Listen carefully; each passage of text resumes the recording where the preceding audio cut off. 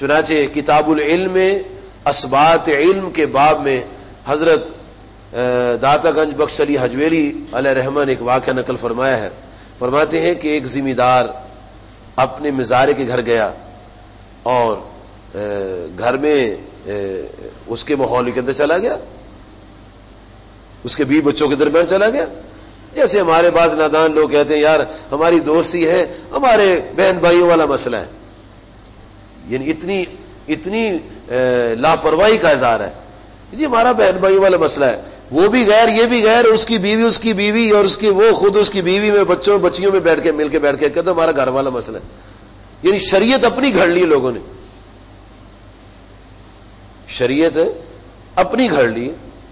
دیور سے دور رہنے کا حکم ہے کہ دیور بھاوچ کی موت ہے, اور یہ دیور بھی نہیں لگتا, پتہ نہیں کون غیر ہے, بس دوستی بن گئی اور پھر گھر میں سرایت کر گئے اور کہا ہمارا بس گھر والا ہی معاملہ ہے, بہن بھائیوں والا معاملہ ہے. اتنے ہم ایزی ہو گئے اس بات کہنے میں.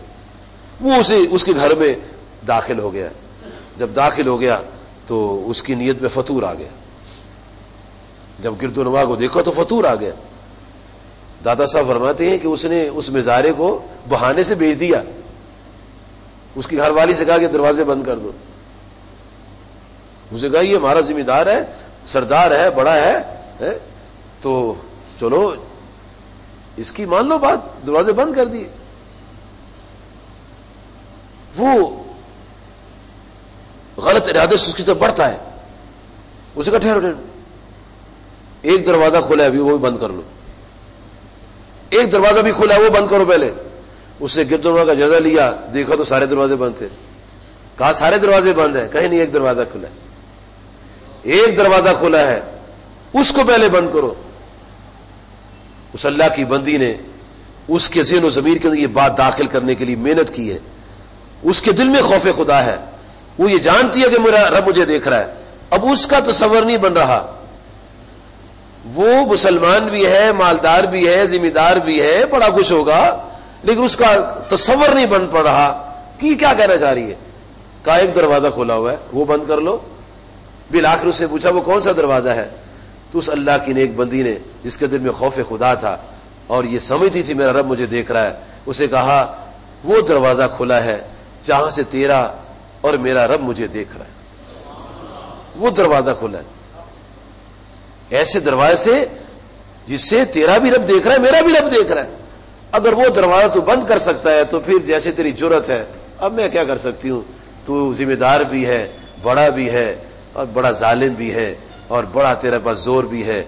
تم نے جو ظلم و ستم ڈھانے ہیں وہ نظر مجھے آ رہا ہے, لیکن اگر تو مسلمان ہے, کلمہ پڑھتا ہے, اور تو یہ یقین رکھتا ہے کہ تو اللہ کا بندہ ہے, تو وہ دروازہ بند کر لے جہاں سے اللہ تعالیٰ تجھے اور مجھے دیکھ رہا ہے.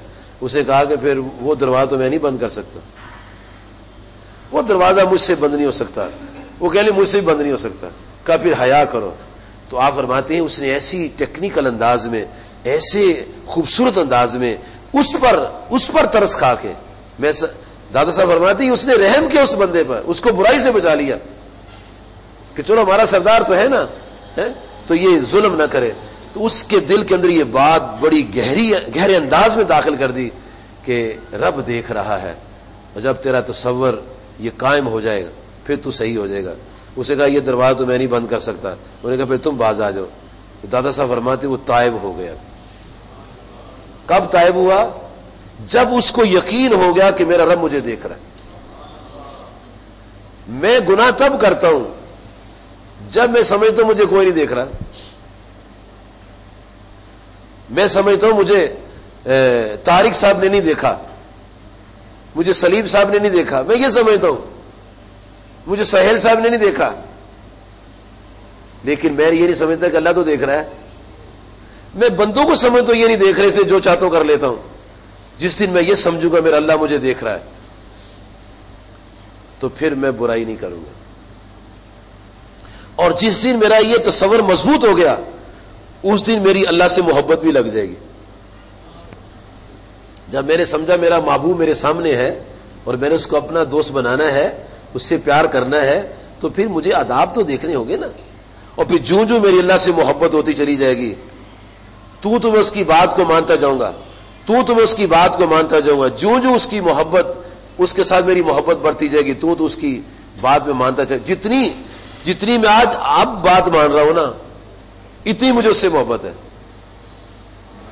اور جب میں بات نہیں ماننا چاہتا اس کی، تو پھر میں کہتا ہوں جی برادری بھی رکھنی ہوتی ہے نا جناب، پھر کیا کریں، دنیا بھی رکھنی ہوتی ہے نا، اب پھر دنیا میں رہنا تو ہے نا، تو ساری عمر نیکیاں کرنی ہے نا. چلو اللہ بخشنے والا ہے. یہ میں تب بات کہتا ہوں جب میری ابھی اللہ سے محبت نہیں لگی، اور جب میری محبت لگ جائے گی تو پھر میں کہوں گا بھئی بات یہ ہے کہ میں تو اللہ تعالیٰ کی نافرمانی نہیں کر سکتا، میں تو اس کی بات مانوں گا. اور جتنی پھر محبت بڑھتی چلی جاتی ہے، اتنی اللہ تعالیٰ کے احکام کی تعمیل ہوتی چلی جاتی ہے. جتنا نبی صلی اللہ علیہ وسلم سے پیار ہوتا چلا جاتا ہے، اتنا آپ کی پیروی میں انسان آتا چلا جاتا ہے. اس کائنات میں سب سے زیادہ اللہ تعالیٰ کے ساتھ جس ذات کو محبت ہے، اس ذات عظیمہ کا نام ہے حضرت محمد مصطفیٰ صلی اللہ علیہ وسلم. آپ کو اللہ تعالیٰ سے سب سے بڑھ کر محبت ہے. ویسے تو آپ اللہ کے محبوب ہیں، لیکن آپ خود اللہ سے محبت کرتے. اللہ تعالیٰ نبی صلی اللہ علیہ وسلم کا محبوب ہے، ادھر سے اللہ تعالیٰ کے محبوب حضور صلی اللہ علیہ وسلم ہے. اللہ تعالیٰ نے ان کو محبوب بنا رکھا ہے، اور حضور صلی اللہ علیہ وسلم اللہ کو محبوب بنا رکھا ہے. اور محبوب جو ہوتا ہے اس کی بات رد نہیں کی جاتی، محبوب کی بات کو قبول کیا جاتا ہے. جتنا پیار ہوگا اتنی بات قبول کی جائے گی. آپ دیکھیں کتنی محبت ہے نبی صلی اللہ علیہ وسلم کو اللہ تعالیٰ کے ساتھ، اور اللہ تعالیٰ کو کتنی محبت ہے نبی صلی اللہ علیہ وسلم کے ساتھ. جب نبی محترم کریم آقا علیہ السلام معراج پر تشریف لے گئے تو اللہ تعالیٰ نے آپ کو 50 نمازیں دی. تو آپ نے کوئی بات نہیں کی. محبت ہے نا، جس سے محبت ہوتی ہے اس کی بات قبول کی جاتی ہے، اور جو وہ دے وہ لے لیا جاتا ہے. یہ آپ کی محبت کی پہچان ہے کہ رب نے 50 نمازیں دی، حضور صلی اللہ علیہ وسلم 50 کی 50 لے لی. یہ آپ کی اللہ سے محبت کی پہچان ہے.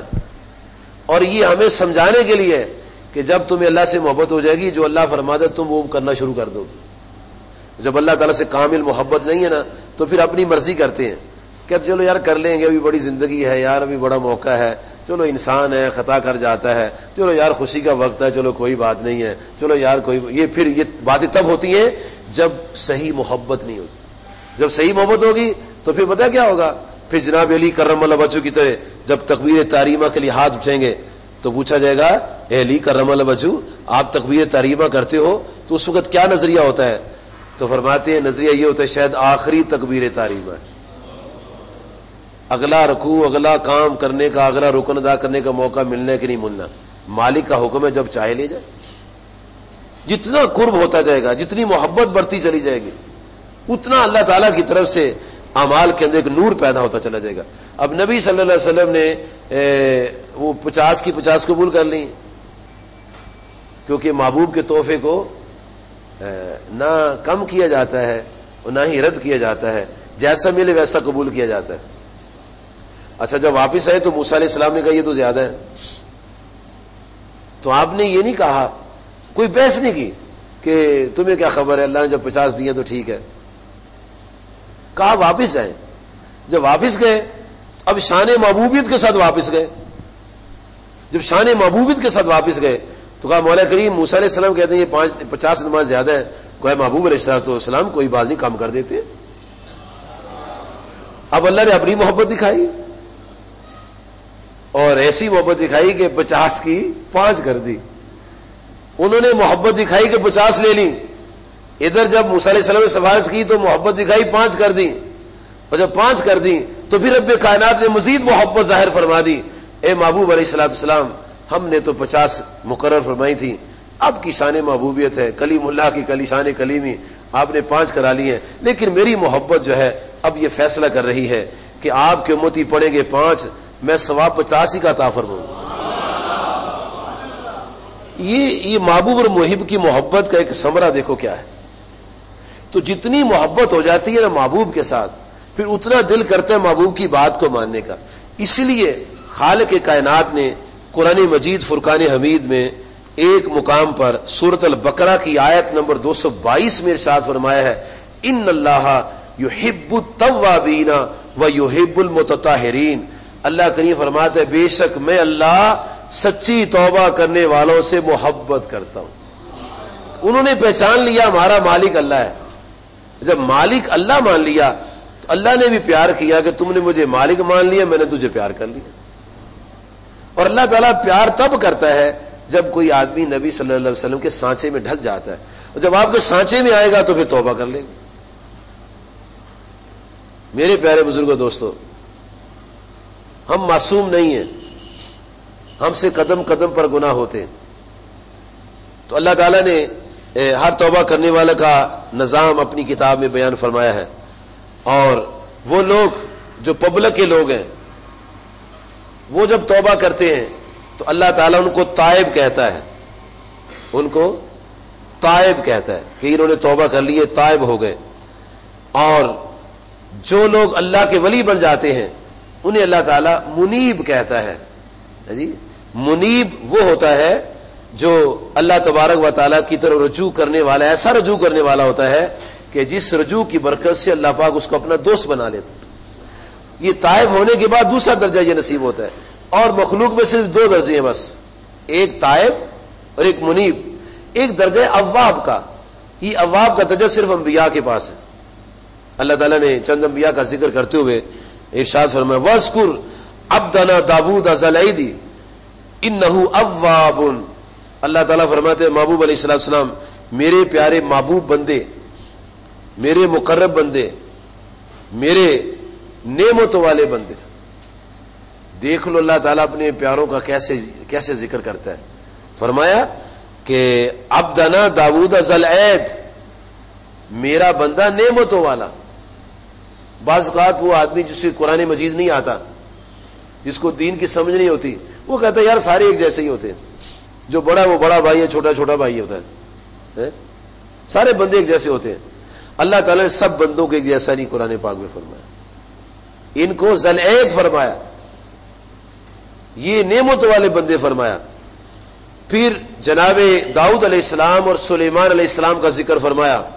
فرمایا وَوَهَبْنَا لِدَاوُودَ سُلَيْمَانَ نِعْمَ الْعَبْدُ، انہیں نعم العبد فرمایا ہے کہ اور ہم نے داؤد علیہ السلام کو سلیمان علیہ السلام عطا فرمائے جو بڑے انعام یافتہ نعمتوں والے. انہو